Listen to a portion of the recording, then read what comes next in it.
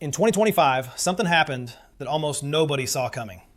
An asset that has dominated the financial conversation for over a decade, the undisputed king of performance, was knocked off its throne.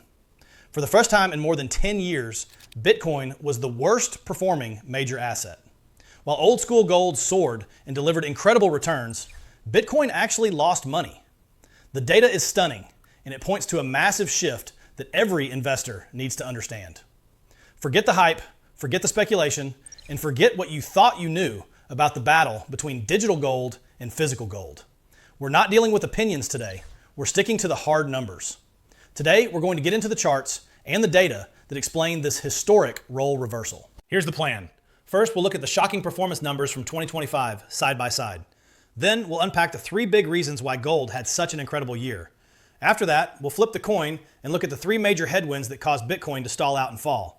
And most importantly, we'll put it all together to figure out what it all means for your portfolio and the future of your money. All right, let's get right to it. These are the numbers that sent a jolt through the financial world. According to a key review of major global asset classes, gold finished 2025 at the very top of the leaderboard. It delivered a stunning 55.2% annual return, making it the year's strongest major asset.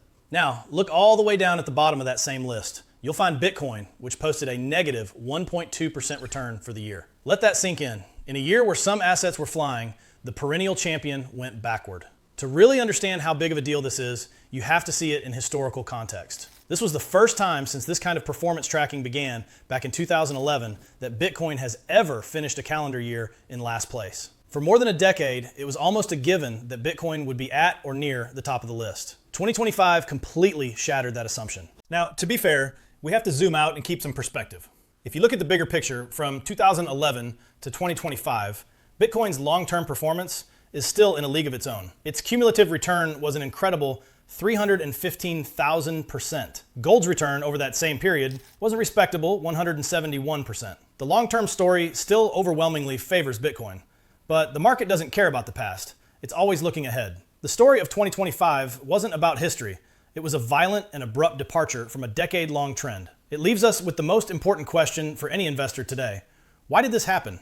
And is this a temporary anomaly or the start of a new paradigm? To answer that, we first have to understand the forces that pushed gold to such incredible heights. Gold's spectacular rise in 2025 didn't happen by accident.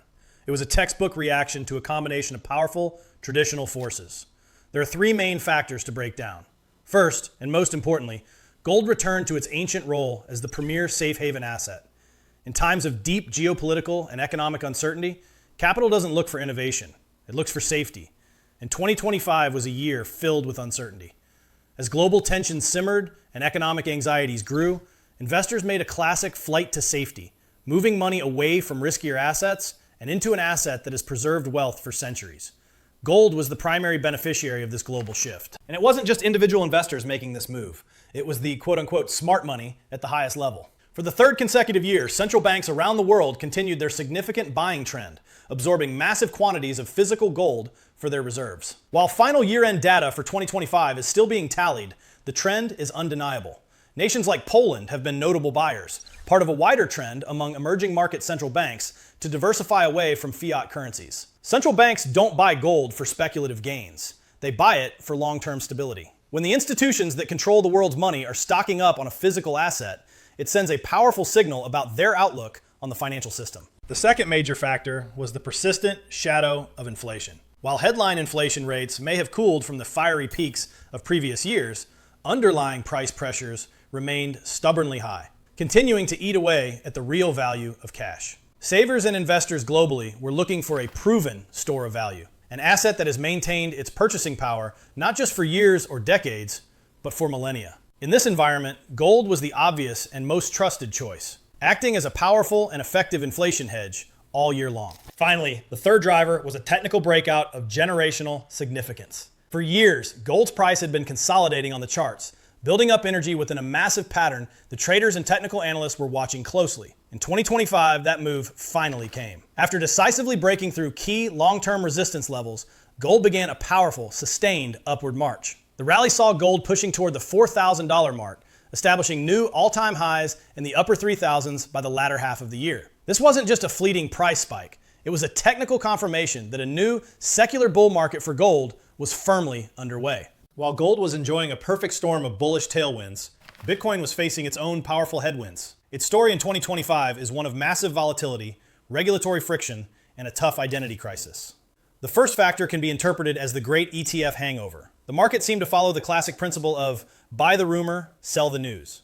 2024 was the year of euphoric hype around the launch of spot Bitcoin ETFs. 2025 was the morning after. The initial flood of institutional capital was significant, but after that massive run-up in anticipation, the sustained, real-world flows, while solid, simply couldn't keep the parabolic momentum going.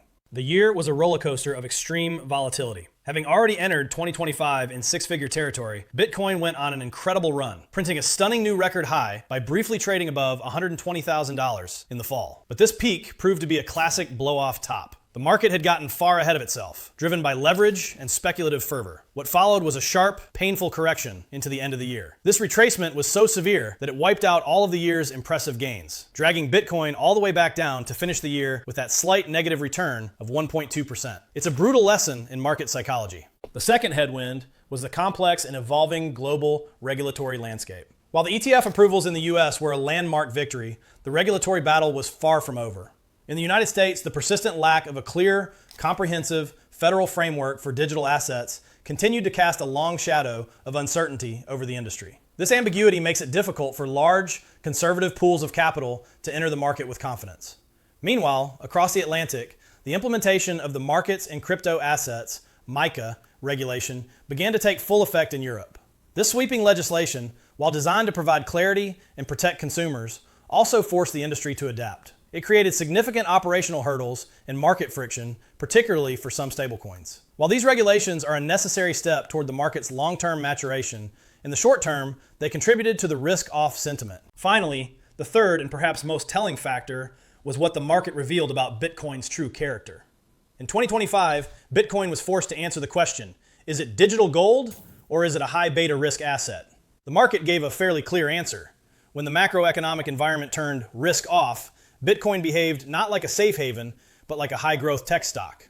As investors sought to de-risk, the first assets they sold were often the most volatile, and Bitcoin was sold off right alongside other risk-on assets. While gold was catching a strong safe haven bid, the narratives for the two assets sharply diverged. For that critical period in 2025, the market voted with its capital, and it decided that in a moment of crisis, Bitcoin was a source of risk, not a refuge from it. So what's the big signal here? What does this shocking role reversal in 2025 mean for investors? This wasn't just a statistical anomaly. It was a profound lesson from the market. Gold's incredible surge was a classic, fundamental response to macroeconomic fear. Its performance was driven by its ancient, time-tested role as a store of value, a hedge against uncertainty, and a safe haven in a turbulent world. Bitcoin stagnation tells a more complex story. Despite hitting a spectacular new all-time high, its failure to hold those gains showed a market that's still maturing. It's an asset deeply tied to the ebb and flow of risk appetite, and it is still grappling with the growing pains of regulation. The digital gold narrative, which suggests Bitcoin should act like gold in a crisis, was seriously tested in 2025, and it came up short. While its long-term properties, like a fixed supply, are indeed gold-like, its short-term price action is not. In a real-world stress test, the market showed a clear preference for the tangible, thousand-year-old asset over the digital contender. This does not mean the digital gold narrative is dead, but it has been significantly weakened. So what is the smart money doing now? The most sophisticated investors aren't framing this as a binary choice of one over the other. They are evolving to understand the distinct role of both assets within a diversified portfolio. Many are now using gold as the stable foundation, the bedrock that provides protection against crisis, while allocating a smaller, calculated portion of their portfolio to Bitcoin, acknowledging its extreme volatility, but seeking its unparalleled potential for growth.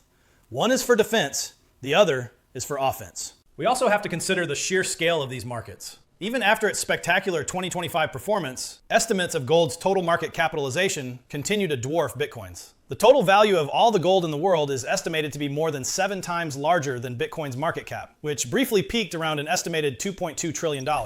For Bitcoin bulls, this massive gap means Bitcoin still has substantial room to grow. This potential is why analysts at firms like JP Morgan have suggested a long-term scenario where Bitcoin could eventually reach a price of around $165,000 to $170,000 should it begin to match gold on a volatility-adjusted basis in private investor portfolios. But as 2025 brutally demonstrated, the path to that potential future is anything but a straight line. So to wrap it all up, gold's dominance in 2025 wasn't an accident. It was a classic flight to safety powered by geopolitical fear, persistent inflation, and massive central bank demand. Bitcoin's underperformance was the story of a maturing asset facing new challenges, grappling with the aftermath of ETF euphoria, navigating a complex web of global regulations, and ultimately behaving like a risk-on asset in a risk-off world.